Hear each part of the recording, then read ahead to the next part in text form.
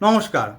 নক্ষত্র চরণের মাধ্যমে আমরা জন্মছক কিভাবে বিচার করতে পারি এবং শুধুমাত্র নক্ষত্র চরণ দেখে কিভাবে বোঝা যায় যে এই মানুষটার ধনী হওয়ার যোগ প্রবল রয়েছে, খুব শর্টকাট মেথডে।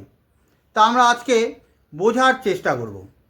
প্রথমে একটু বেসিক আইডিয়া নিয়ে নেওয়া যাক। আমরা জানি আমাদের এই রাশিচক্র 360 ডিগ্রির, সেখানে মেষ থেকে মীন পর্যন্ত 12টা রাশি রয়েছে। তাহলে প্রত্যেকটা রাশির মান দাঁড়াচ্ছে 30 ডিগ্রি করে। আবার এই রাশিচক্রের মধ্যে অশ্বিনী, ভরণী, কৃত্তিকা, রোহিণী, মৃগশিরা, আদ্রা থেকে শুরু করে পূর্ব ভাদ্রপদ, উত্তর ভাদ্রপদ, রেবতী, টোটাল 27টা নক্ষত্র রয়েছে। তাহলে প্রত্যেকটা নক্ষত্রের স্প্যান বা ব্যাপ্তি দাঁড়াবে 13 ডিগ্রি 20 মিনিট করে। 1 ডিগ্রি মানে 60 মিনিট। এখন এই প্রত্যেকটা নক্ষত্রের আবার 4টে করে চরণ বা পথ থাকে।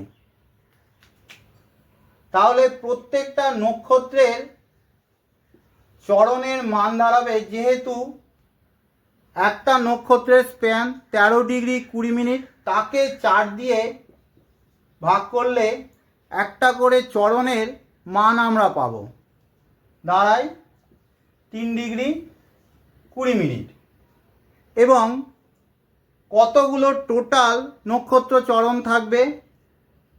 27টা নক্ষত্র, প্রত্যেকটা নক্ষত্রের 4টে করে চরণ। তাহলে টোটাল জোডিয়াক সাইনে 108টা নক্ষত্র চরণ থাকবে। একই রকমভাবে আমরা দেখতে পারি যে আমাদের যে নবাংশ চক্র বানানো হয়, সেখানে প্রত্যেকটা রাশিকে অর্থাৎ 30 ডিগ্রি স্প্যানকে সমান 9 ভাগেতে ভাগ করা হয়। তাহলে টোটাল কতগুলো নবাংশ? সেখানেও 12টা রাশি, প্রত্যেকটা রাশিতে 9টা করে নবাংশ, টোটাল 108টা নবাংশ। অর্থাৎ যতগুলো নক্ষত্র চরণ ঠিক ততগুলোই নবাংশ। তাহলে বলা যায় যে নবাংশ এবং নক্ষত্র চরণের মধ্যে খুব গভীর কানেকশান রয়েছে। আমি এই ভিডিওর পরের দিকে আরও ডিটেলসে আপনাদের বোঝানোর চেষ্টা করব। এখন এই নক্ষত্র চরণের গুরুত্ব কী? নক্ষত্র চরণ থেকে আমরা কি কি জিনিসের প্রতি আইডিয়া করতে সহজেই পারি? প্রথমত, একটা মানুষের পার্সোনালিটি, তার বিহেভিয়ার, তার ব্যক্তিত্ব বুঝতে, সে মানুষটা কি চায় তা বোঝার জন্য নক্ষত্র চরণ খুব কার্যকরী। এছাড়াও কোনো গ্রহের বল বা শক্তি নির্ধারণে, সেই গ্রহটা কি দেওয়ার ক্ষমতা রাখে আমাদের জীবনে, বা কোনো ভাবের গুরুত্ব বুঝতেও বা কোনো ভাবের শক্তি বুঝতে নক্ষত্রচরণ বিশেষভাবে কার্যকরী। এছাড়াও খুব গুরুত্বপূর্ণ হলো আপনার বর্তমান সময়ে যে মহাদশা চলছে বা যে অন্তর্দশা চলছে, তার ফল বুঝতেও আমাদের নক্ষত্রচরণ ভীষণভাবে কাজে লাগে। আপনারা প্রথমে দেখুন যে আপনার প্রত্যেকটা গ্রহ কোন চরণে রয়েছে। যেমন ধরলাম উদাহরণ হিসাবে, এটা একজন ব্যক্তির লগ্ন চার্ট বা D1 চার্ট।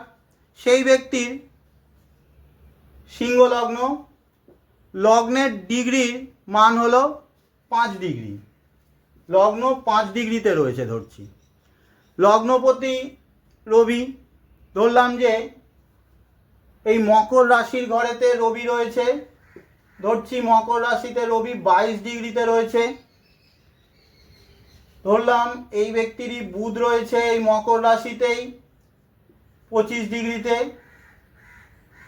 ধরছি এই ব্যক্তির রাশি হলো এই মিথুন, চন্দ্র মিথুন রাশিতে রয়েছে এবং চন্দ্র এখানে 1 ডিগ্রিতে রয়েছে। এইবারে লগ্ন এবং এই সমস্ত গ্রহের নক্ষত্রচরণ আপনারা কিভাবে বার করবেন, নিজের হাতেই কিভাবে বার করতে পারেন। লগ্ন কোথায় রয়েছে? সিংহতে 5 ডিগ্রিতে। লগ্ন সিংহে 5 ডিগ্রিতে মানে অবশ্যই মঘা নক্ষত্রে থাকবে। 10 নম্বর নক্ষত্র মঘা। সিংহে 0 ডিগ্রি থেকে 13 ডিগ্রি 20 মিনিটের মধ্যে মঘা নক্ষত্রের স্প্যান। 3 ডিগ্রি 20 মিনিট করে এক একটা চরণ। তাহলে প্রথম চরণ সিংহে 0 থেকে 3 ডিগ্রি 20 মিনিট। দ্বিতীয় চরণ 3 ডিগ্রি 20 মিনিট থেকে 6 ডিগ্রি 40 মিনিটের মধ্যে। লগ্ন যেহেতু 5 ডিগ্রি তাই লগ্নের নক্ষত্র চরণ দ্বিতীয়, অর্থাৎ লগ্ন দ্বিতীয় চরণে রয়েছে। এইবারে দেখুন রবি রয়েছে 22 ডিগ্রিতে। রবি রয়েছে 22 ডিগ্রিতে কোথায়? ক্যাপ্রিকনে 22 ডিগ্রিতে। ক্যাপ্রিকনের 22 ডিগ্রি মানে অবশ্যই শ্রবণ নক্ষত্র। শ্রবণ নক্ষত্র মানে 22 নম্বর নক্ষত্র। এখানে 10 ডিগ্রি থেকে 23 ডিগ্রি 20 মিনিটের মধ্যে শ্রবণ নক্ষত্রের স্প্যান। আর 20 ডিগ্রি থেকে 23 ডিগ্রি 20 মিনিট মানে শ্রবণ নক্ষত্রের চতুর্থ চরণ। তাহলে রবি চতুর্থ চরণে রয়েছে। বুধ রয়েছে 25 ডিগ্রিতে ক্যাপ্রিকনেই। তাহলে বুধ 23 নম্বর নক্ষত্রে থাকবে। 23 নম্বর নক্ষত্র মানে ধনিষ্ঠা নক্ষত্র। ধনিষ্ঠা নক্ষত্র মকর রাশিতে 23 ডিগ্রি 20 মিনিট থেকে এই মকর রাশির শেষ অবধি 30 ডিগ্রি পর্যন্ত। আবার কুম্ভ রাশি 0 থেকে 6 ডিগ্রি 40 মিনিট পর্যন্ত ধনিষ্ঠা নক্ষত্র। আর যেহেতু বুধ 25 ডিগ্রিতে, এখানে 23 ডিগ্রি 20 মিনিট থেকে 26 ডিগ্রি 40 মিনিট পর্যন্ত ধনিষ্ঠার প্রথম চরণ। তাহলে সে প্রথম চরণে রয়েছে। ঠিক একই রকমভাবে চন্দ্র রয়েছে জেমিনির, সে 1 ডিগ্রির মাথায়। মিথুন রাশির 1 ডিগ্রি অবশ্যই মৃগশিরা নক্ষত্র, 5 নম্বর নক্ষত্র। মৃগশিরা এখানে এই বৃষ রাশির শেষ 6 ডিগ্রি 40 মিনিটে থাকে আর মিথুন রাশির প্রথম 6 ডিগ্রি 40 মিনিটের মধ্যে থাকে। আর মৃগশিরাতে তৃতীয় চরণ থাকে এই মিথুন রাশির 0 ডিগ্রি থেকে 3 ডিগ্রি 20 মিনিটের মধ্যে। চন্দ্র 1 ডিগ্রিতে রয়েছে, তাহলে চন্দ্রের নক্ষত্র চরণ তৃতীয়। তাহলে আমরা পেয়ে গেলাম লগ্ন দ্বিতীয় চরণে রয়েছে, রবি চতুর্থ চরণে রয়েছে, বুধ রয়েছে প্রথম চরণে, চন্দ্র রয়েছে তৃতীয় চরণে। প্রত্যেকটা গ্রহ, আপনার যে 9টা গ্রহ এবং লগ্ন রয়েছে, এরকমভাবে প্রত্যেকটা গ্রহের নক্ষত্র চরণ আপনারা আলাদা আলাদা করে বের করে নিতে পারেন। বিভিন্ন সফটওয়্যার থেকে আপনারা যে হরোস্কোপ বানান সেখানে প্রত্যেকটা গ্রহের ডিগ্রির পাশে তার নক্ষত্র এবং নক্ষত্র চরণও অনেক সময় দেয়া থাকে। এইবারে আপনারা কিভাবে এই নক্ষত্র চরণকে কাজে লাগাবেন।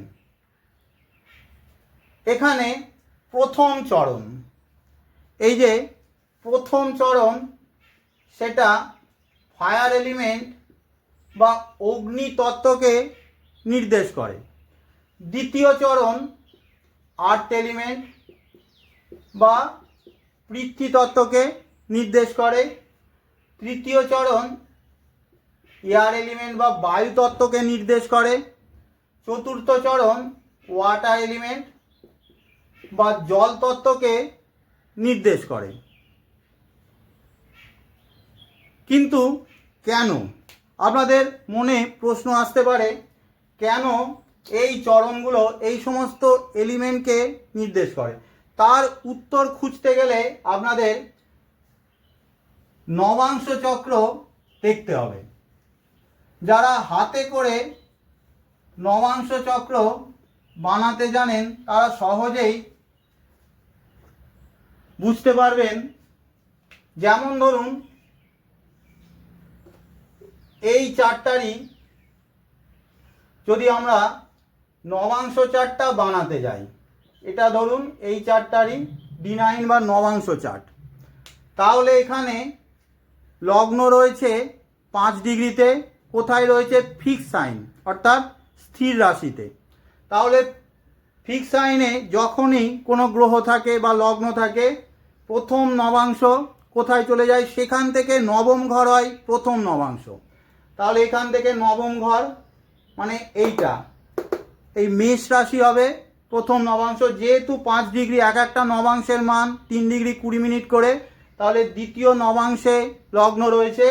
তাহলে লগ্ন এনার নবাংশ চার্টেতে বা নবাংশ লগ্ন হবে বৃষ রাশির ঘরেতে। ক্যাপ্রিকন বা মকর রাশিতে রবি আর বুধ রয়েছে। মকর রাশি হলো মুভেবল সাইন অর্থাৎ চর রাশি। চর রাশিতে যখনই কোনো গ্রহ থাকবে সেখান থেকেই তার নবাংশ শুরু হয়ে যায়, অর্থাৎ প্রথম নবাংশ সেই রাশি থেকেই গুনতে হয়। যেহেতু রবি 22 ডিগ্রিতে রয়েছে, তাই এখান থেকে 7 ঘর দূরে অর্থাৎ সপ্তম নবাংশতে রবি রয়েছে, তাই এখান থেকে 7 ঘর দূরেতে নবাংশতে রবি চলে যাবে। তাহলে নবাংশতে রবি থাকবে এই কর্কট রাশির ঘরেতে। বুধ রয়েছে 25 ডিগ্রিতে, 3 ডিগ্রি 20 মিনিট করে এক একটা নবাংশের মান। তাহলে অষ্টম নবাংশতে বুধ রয়েছে, এখান থেকেই গুনতে হয় মুভেবল সাইনে যদি আপনার কোনো গ্রহ থাকে। তাহলে এখান থেকে 8 ঘর দূরেতে তাহলে বুধ এই সিংহ রাশির ঘরেতে নবাংশতে থাকবে।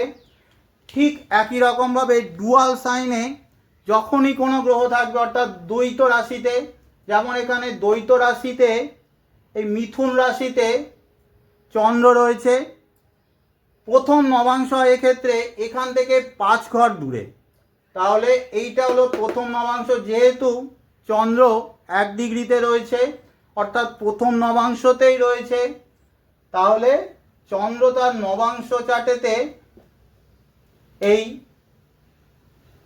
এখান থেকে 5 ঘর দূরে মানে এই তুলা রাশির ঘরেতে থাকবে। এখন কোনো গ্রহ যখনই সে যেখানেই থাক না কেন, কোনো গ্রহ যখনই সে প্রথম চরণে থাকে, সেই গ্রহটা যে কোনো জায়গাতে কোনো নক্ষত্রের প্রথম চরণে থাকলেই সেই গ্রহটা অবশ্যই নবাংশ চার্টে অগ্নি রাশিতে বা ফায়ার এলিমেন্টের রাশিতে থাকবেই। অর্থাৎ এই মেষ, সিংহ আর ধনুর মধ্যে এক জায়গাতে সে থাকবেই। কোনো গ্রহ দ্বিতীয় চরণে থাকলেই এই পুরো 360 ডিগ্রির মধ্যে যে কোনো জায়গাতে 27টা নক্ষত্রের মধ্যে যে কোনো জায়গাতে কোনো গ্রহ যদি দ্বিতীয় চরণে থাকে, সেই গ্রহটা অবশ্যই নবাংশ চার্টে বৃষ, কন্যা আর মকর এই আর্থ এলিমেন্টের রাশিতে অর্থাৎ পৃথ্বীতত্ত্বের রাশিতে যাবে। কোনো গ্রহ যদি তৃতীয় চরণে থাকে নবাংশতে অবশ্যই এই মিথুন, তুলা আর কুম্ভ অর্থাৎ এয়ার এলিমেন্ট বায়ুতত্ত্বের রাশিতে অবশ্যই যাবে। কোনো গ্রহ চতুর্থ চরণে থাকলে নবাংশতে সেই গ্রহটা অবশ্যই জল তত্ত্বের রাশি এই কর্কট, বৃশ্চিক আর মীনের মধ্যে অবশ্যই থাকবে। যেমন এক্ষেত্রে কি হয়েছে, লগ্ন রয়েছে দ্বিতীয় চরণে, আগেই দেখিয়েছি। তাহলে দেখুন যে লগ্ন দ্বিতীয় চরণে, নবাংশতে লগ্ন চলে গেছে পৃথ্বীতত্ত্বে বৃষ রাশিতে। আগে দেখিয়েছি যে রবি 22 ডিগ্রিতে আছে, মানে চতুর্থ চরণে আছে। দেখুন রবি জল তত্ত্বে চলে গিয়েছে নবাংশতে। বুধ 25 ডিগ্রিতে, আগে দেখিয়েছি প্রথম চরণে বুধ। বুধ দেখুন অগ্নিতত্ত্বে সিংহ রাশিতে চলে গিয়েছে। চন্দ্র 1 ডিগ্রিতে তৃতীয় চরণে, মিথুনে 1 ডিগ্রিতে চন্দ্র তৃতীয় চরণে আছে। চন্দ্র দেখুন বায়ুতত্ত্বের রাশিতে চলে গিয়েছে। এই রকমভাবে আমরা প্রত্যেকটা গ্রহ কোন চরণে আছে সেখান থেকে বুঝে যায় যে সেই গ্রহটা কোন এলিমেন্টের রাশিতে নবাংশতে চলে যাচ্ছে। এখন কি দেখবেন আপনারা, যে আপনারা দেখবেন যে আপনাদের ম্যাক্সিমাম গ্রহ, অর্থাৎ 9টা গ্রহ রয়েছে, তার সাথে সাথে লগ্নকেও আমি আর একটা প্যারামিটার নিচ্ছি। আপনাদের এই 10টা প্যারামিটারের মধ্যে 9টা গ্রহ আর লগ্নের মধ্যে যদি 4 বা তার বেশি প্যারামিটার যদি এই অগ্নিতত্ত্বকে বা ফায়ার এলিমেন্টকে রিপ্রেজেন্ট করে, তাহলে সেই মানুষটা খুব এনার্জেটিক হবে, খুব এফোর্ট দেবে, হার্ড ওয়ার্কিং মানুষ হবে, পরিশ্রমী হবে, প্রচুর প্রচেষ্টা করে। আগুনের মধ্যে যেমন কোনো ভেজাল নেই, তেমনি এই মানুষটা মধ্যেও ভেজাল নেই। ওপরে একরকম দেখছেন, ভিতরে আর এক রকম, এরকম না। ভীষণ সৎ অনেস্ট ব্যক্তি এরা হয়ে থাকে, স্ট্রেট ফরওয়ার্ডও হয়। যদি আপনার ম্যাক্সিমাম গ্রহ এই আর্থ এলিমেন্ট অর্থাৎ দ্বিতীয় চরণে থাকে, যে 4টে বা তার বেশি প্যারামিটার যদি দ্বিতীয় চরণে থাকে, তাহলে দেখবেন যে আর্থ অর্থাৎ মাটি বা ভূমি পজেসিভনেসকে, পজেশনকে নির্দেশ করে। আগেকার দিনে যার যত ভূমি বা ল্যান্ড ছিল সে তত বড় লোক। তাই এদের মধ্যে অর্থ, সম্পত্তি, ব্যক্তিগত স্বার্থের প্রতি ভীষণ রকমভাবে টান দেখা যায়। আপনার ম্যাক্সিমাম গ্রহ যদি এই এয়ার এলিমেন্টের মধ্যে থাকে, এয়ার বা বায়ু অর্থাৎ কানেকশান, যোগাযোগ, নেটওয়ার্ক এদের খুব বড় হয়। আবার এয়ার এলিমেন্ট আমাদের বুদ্ধিমাত্রা, ইন্টেলিজেন্সকেও রিপ্রেজেন্ট করে থাকে। শিক্ষা, জ্ঞান, শিক্ষার বিস্তার, জ্ঞান দেয়া, এগুলোকেও এয়ার এলিমেন্টের সাথে যুক্ত করা হয়। আমাদের শরীরে যত অক্সিজেন প্রবেশ করে তার 20%-এরও বেশি অক্সিজেন আমাদের ব্রেনে চলে যায়। মেডিকেল সায়েন্স বলে যার ব্রেনে যত বেশি অক্সিজেন ফ্লো করে তার আইকিউ লেভেল, বুদ্ধিমাত্রা, মেমারি পাওয়ার তত বেশি হয়ে থাকে। আপনার ম্যাক্সিমাম গ্রহ যদি চতুর্থ চরণে থাকে, অর্থাৎ সে ওয়াটার এলিমেন্টের প্রাধান্যযুক্ত মানুষ, এদের মধ্যে ইমোশনস, ফিলিংস অনেক বেশি হয়ে থাকে, প্রচুর কল্পনা করে, কল্পনাশীল মানুষ, প্রেমিক স্বভাবের হয়ে থাকে এবং দানশীল, হেল্পিং নেচার এদের মধ্যে অনেক বেশি হয়। কবিও হতে পারে, ভালো লেখক, কবি এরা হতে পারে। এছাড়াও ওয়াটারের সাথে স্পিরিচুয়ালিটিরও যোগ রয়েছে। বিভিন্ন স্পিরিচুয়াল শহরগুলো হোলি রিভারের কাছাকাছি হয়ে থাকে।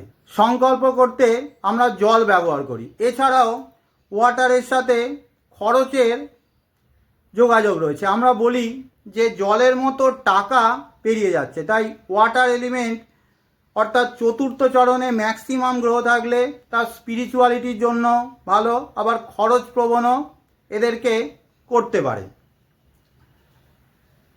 এখন সাধারণ মানুষের মনে প্রশ্ন থাকে যে আমি অর্থবান হতে পারবো কিনা, অর্থাৎ অর্থের জন্য আমার চার্টটা কতটা উপযুক্ত। এমনিতে হরোস্কোপে অর্থ দেখার প্রচুর যোগ আছে, কিন্তু নক্ষত্র চরণের সাহায্যে আপনি খুব সহজেই বুঝতে পারেন শর্টকাট মেথডে আপনারা বুঝতে পারেন যে এই মানুষটার অর্থবান হওয়ার বা ধনী সম্পদশালী হওয়ার যোগ কতটা রয়েছে এবং সহজেই কি তিনি ধনী হতে পারবেন কিভাবে আমরা বুঝব। আপনার ম্যাক্সিমাম গ্রহ যদি দ্বিতীয় চরণে থাকে, অর্থাৎ এই আর্থ এলিমেন্টে থাকে, যা আমাদের অর্থ সম্পদকে রিপ্রেজেন্ট করে, তাহলে সেই ব্যক্তির অর্থবান হওয়ার যোগ প্রবল থাকবে। কন্ডিশন হলো যে গ্রহগুলো এই দ্বিতীয় চরণে রয়েছে তাদেরকে শক্তিশালী থাকতে হবে। পীড়িত বা দুর্বল হয়ে গেলে আপনার অর্থের চাহিদা রয়েছে কিন্তু তা ফুলফিল হওয়ার সম্ভাবনা কম থাকবে। এবারে আরও একটা প্রশ্ন হলো যে সবকটা গ্রহের নক্ষত্র চরণই কি সমানভাবে গুরুত্বপূর্ণ? এমনিতে সবকটা গ্রহের নক্ষত্র চরণই গুরুত্বপূর্ণ, কিন্তু তার মধ্যেও অধিক গুরুত্বপূর্ণ হলো আপনার লগ্নের নক্ষত্র চরণ। যেমন এই চার্টের লগ্ন সিংহের 5 ডিগ্রিতে, তার নক্ষত্র চরণ ইম্পর্টেন্ট। এছাড়াও লগ্নপতির নক্ষত্র চরণ অত্যন্ত গুরুত্বপূর্ণ। আর আপনার চন্দ্রের নক্ষত্র চরণ, এই তিনটের নক্ষত্র চরণ সর্বাধিক গুরুত্বপূর্ণ। এই তিনটের মধ্যে যদি অন্তত দুটোর নক্ষত্র চরণ দ্বিতীয় চরণে চলে আসে তাও আপনার ধনী হওয়ার চান্স অনেক বেশি। তবে কন্ডিশন ওই এক, লগ্ন মানে যারা দ্বিতীয় চরণে যাচ্ছে, ধরুন এখানে লগ্ন এবং চন্দ্র দ্বিতীয় চরণে যাচ্ছে, লগ্ন যাতে পীড়িত না হয় বা চন্দ্র যাতে পীড়িত দুর্বল না হয়। যদি লগ্নপতি দ্বিতীয় চরণে যেত, লগ্নপতি যাতে পীড়িত দুর্বল না থাকে, এই কন্ডিশন যদি ফুলফিল করে তাহলে আপনি সহজেই ধনী হতে পারবেন। এছাড়াও আরও একটা গ্রহের নক্ষত্র চরণ খুব ইম্পর্টেন্ট এবং বলতে পারি যে সর্বাধিকভাবে গুরুত্বপূর্ণ আমার মতে এই গ্রহটার নক্ষত্র চরণ। সেটাকে আপনার বর্তমান সময়ে যে গ্রহের মহাদশা চলছে সেই গ্রহের নক্ষত্র চরণ হলো সর্বাধিক গুরুত্বপূর্ণ। যেমন ধরছি এই ব্যক্তির বর্তমান সময়ে মঙ্গলের দশা চলছে, মহাদশা চলছে, মঙ্গল মহাদশাতে অ্যাক্টিভ। মঙ্গল এখানে 5 ডিগ্রিতে বসে রয়েছে, অর্থাৎ মঙ্গল অশ্বিনীর দ্বিতীয় চরণে, মঙ্গল এখানে মহাদশা লর্ড।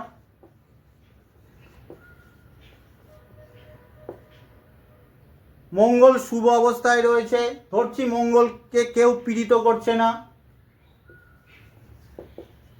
মঙ্গল দ্বিতীয় চরণে রয়েছে। এই মহাদশাতে কিন্তু অর্থপ্রাপ্তির প্রবল যোগ থাকছে এবং বর্তমান সময়ে যে আপনার মহাদশা চলবে সেই মহাদশার অধিপতি যদি দ্বিতীয়, যেমন এক্ষেত্রে দ্বিতীয় দেখাচ্ছে, তৃতীয় চরণে থাকলেও তাও অর্থ আপনার উইশ ফুলফিলমেন্ট, আপনার উন্নতি গ্রোথের জন্য বেশ ভালো।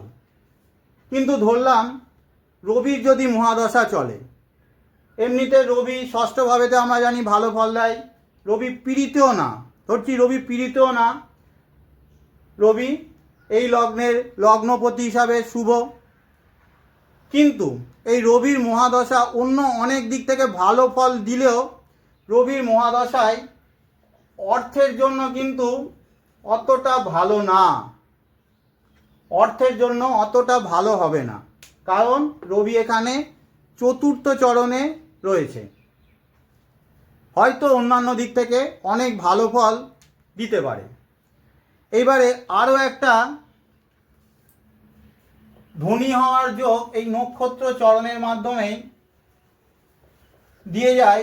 আপনার জন্মকুণ্ডলী 2, 6, 10 ভাবকে জানেন যে অর্থ ত্রিকোণ বলা হয়। দ্বিতীয় পতি, ষষ্ঠ পতি আর দশম পতি হলো অর্থত্রিকোণের মালিক। আপনার সেকেন্ড লর্ড, যেমন এক্ষেত্রে সিংহ লগ্নের ক্ষেত্রে সেকেন্ড লর্ড বুধ, সিক্স লর্ড সিংহ লগ্নের জন্য শনি, আর 10th লর্ড সিংহ লগ্নের জন্য শুক্র।